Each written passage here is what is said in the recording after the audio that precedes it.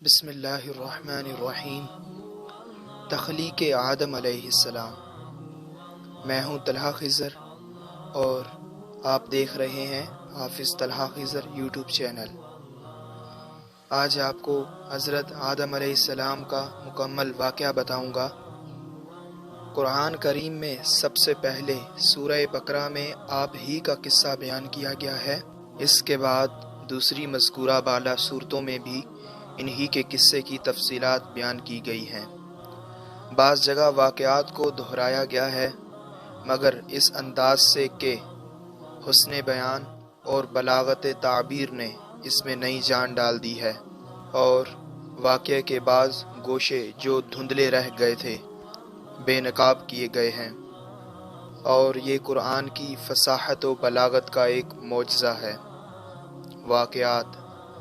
तख्लीक़ कायनात के सिलसिले में पैदाइश आदम अलैहिस्सलाम का वाक़या मुख्तलिफ़ पहलुओं से बड़ी अहमियत व अज़मत रखता था।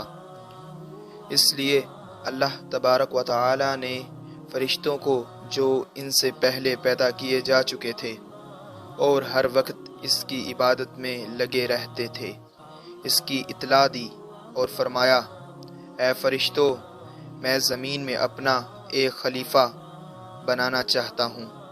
उन्होंने अर्ज़ किया, क्या तू ज़मीन पर ऐसी मखलूक को खलीफा बनाना चाहता है जो इसमें फ़साद फैलाए और खून बहाए?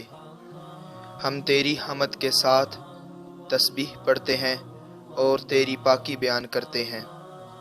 अल्लाह ताला ने फरमाया, बेशक जो कुछ मैं जानता हूँ तुम नहीं जानते, यानी इबादत के अलावा इस नई मखलूक से खिलाफत इलाही का काम लिया जाएगा और इसके लिए जिन कुव्वतों और सलाहियतों की ज़रूरत है वो तुम्हारे अंदर मौजूद नहीं हैं। फिर अल्लाह ताला ने पहले सिने हुए गारे से आदम का पुतला तैयार किया। फिर जब वो खुश्क होकर और पक कर खन खन बजने लगा और मुख्तलिफ मदारिज से गुज़रने के बाद इस काबिल हुआ कि इसमें ज़िंदगी की लहर दौड़ाई जाए, तो इसमें अपनी कुदरत से ऐसी रूह फूंकी जिसमें अल्लाह ताला की आला सिफ़ात व इल्म व तदबीर का परतू था और जो अपनी फितरत में ज़ाते खुदावंदी से करीबी ताल्लुक़ रखने वाली थी। इम्तिहान।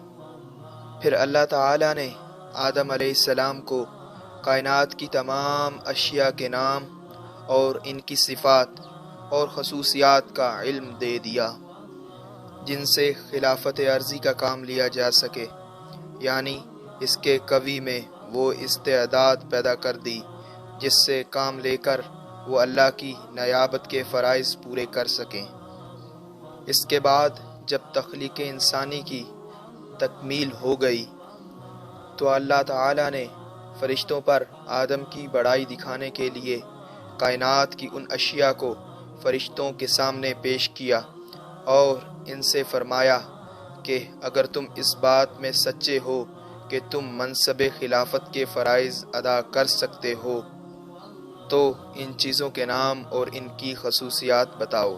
फ़रिश्तों में ये सलाहियत ना थी। अदब के साथ अर्ज़ किया कि ए खुदा, हम तो इतना ही जानते हैं कि जितना तूने हमको बता दिया है। बेशक असल जानने वाला और बारीकियों को समझने वाला तू ही है। इसके बाद आदम को हुक्म दिया, ऐ आदम, तुम इन चीज़ों के नाम और इनके ख़वाइस व तासीरात इन फ़रिश्तों को बता दो। सब फर बता दिए।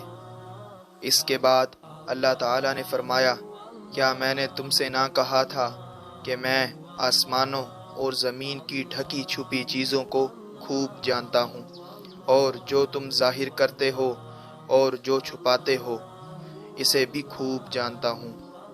हुक्म ताज़ीम।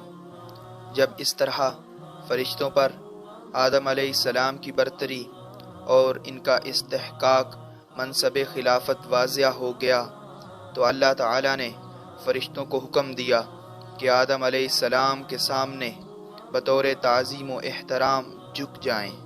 फ़रिश्तों ने फ़ौरन हुक्म खुदावंदी की तामील की, بجز شیطان کے، وہ نہ جھکا اور اس نے انکار کیا اور غرور کیا اور وہ کافروں میں سے ہو گیا۔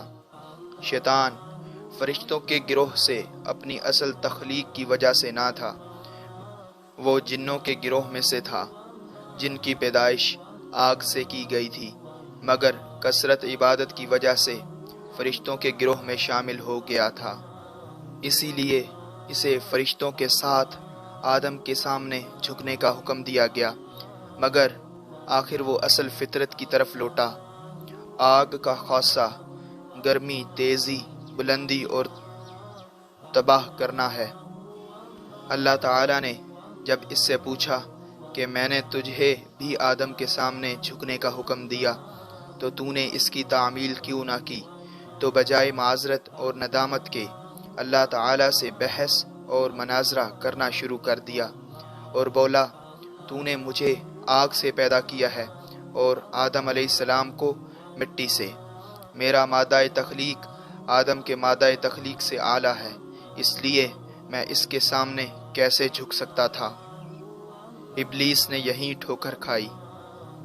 آگ کی ظاہری حالت دیکھ کر کہ وہ بلندی کی طرف جاتی ہے، برخلاف مٹی کے کہ وہ نیچے کو گرتی ہے، اس لیے آگ کو مٹی سے بہتر سمجھا، حالانکہ مٹی کے خصائص میں سے عاجزی، فروتنی، تواضع اور متانت ہے، اور ابدیت جو مخلوق کا اصل وصف ہے، اس کی تکمیل انہی اوصاف سے ہوتی ہے۔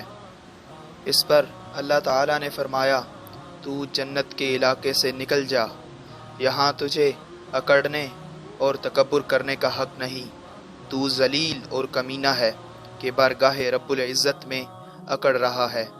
جنت میں خدا کی وہی مخلوق رہ سکتی ہے جو مسکین اور منکسر المزاج اور خدا کی پوری اطاعت گزار اور فرما بردار ہو۔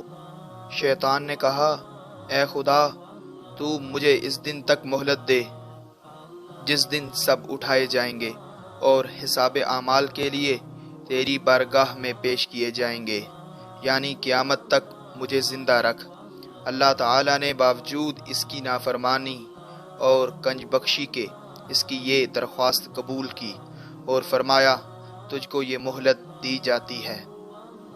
اس کے بعد شیطان نے کہا، اے خدا، جیسا تو نے مجھے گمراہ کیا ہے تو میں بھی اولاد آدم کی طاق میں تیرے بتائے ہوئے سیدھے راستے پر بیٹھوں گا، پھر ان کو بہکانے اور اغوا کرنے کے لیے ان کے آگے سے، پیچھے سے اور دائیں سے اور بائیں سے آؤں گا، یعنی ان کو ہر طرف سے گھیروں گا اور انہیں سیدھے راستے سے ہٹانے کی کوشش نہ چھوڑوں گا، اور نتیجہ یہ ہوگا کہ تو ان میں اکثر کو شکر گزار اور اپنا فرما بردار نہ پائے گا۔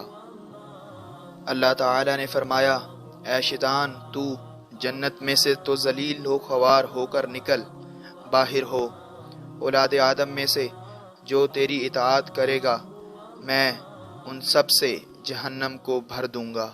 شیطان کا یہ امحال اور پھر اس کے نتیجے میں اہل حق اہل باطل دو جماعتوں میں ان کا تقسیم ہو جانا، اور پھر اہل حق کا اللہ کے انعام و اکرام سے مطمئن ہونا اور جنت کا حقدار ہونا، اور اہل باطل کا اس ناراضگی کا مستحق ہونا اور دوزخ میں داخل کیا جانا، سب تقدیر الہی میں سے طے شدہ باتیں تھیں، اور اللہ تعالیٰ کی حکمت کا تقاضا یہی تھا۔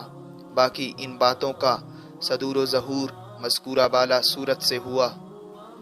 اللہ تعالیٰ کے جو بندے اللہ کی رضا کے طلبگار ہو کر خیر کو اختیار کریں اور نیکی اور سچائی کے راستے پر چلیں، ان کو اللہ تعالیٰ انعام و اکرام سے نوازے اور جنت میں دائمی عیش و آرام عطا فرمائے، اور جو لوگ اللہ تعالیٰ کی مرضی کے خلاف شیطانی ہتھ کنڈوں کا شکار ہو کر بدی اور گناہ کے کاموں کا ارتکاب کریں، ان کو اللہ تعالیٰ سزا دے اور دوزخ کے عذاب میں مبتلا کرے جس سے کبھی چھٹکارا نہ ملے۔